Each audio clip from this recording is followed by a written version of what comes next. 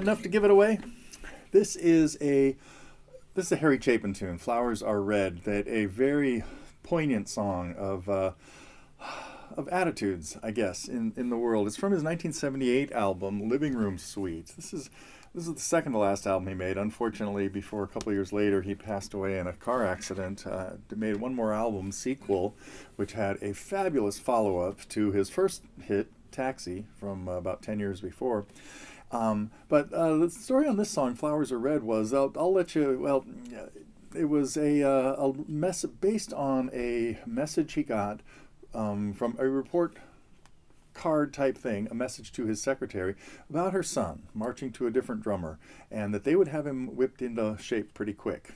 And that kind of inspired this tune about marching to a different drummer. So pay attention to the lyrics, and I definitely encourage you to check out some of the live videos of this. Thankfully, there are quite a few of Harry playing this. This lesson sort of materialized because just recently I was talking to a friend of mine about we were mostly talking about Jim Croce, and that sort of went into Harry Chapin as two of the songwriters that I was most inspired and influenced by as a teenager.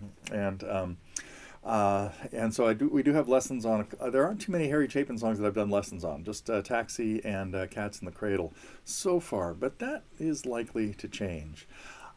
So we'll talk about the chords that we need in this. A fairly simple picking a pattern. There are chords in the key of E, and a couple of kind of bluesy alterations, and that cool little intro, that little banjo-y style intro, and then but the arrangement, as is typical of Harry Chapin's tunes, is kind of complicated. There are a lot of slightly different, subtle endings to different lines and things like that. So we'll break that all down.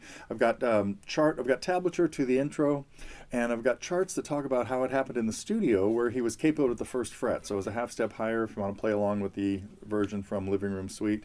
But all the live versions were done just at standard pitch. And we're just going to we'll look at the chords, we'll look at the accompaniment, and then the arrangement. So coming up, a lesson on Harry Chapin's "Flowers Are Red."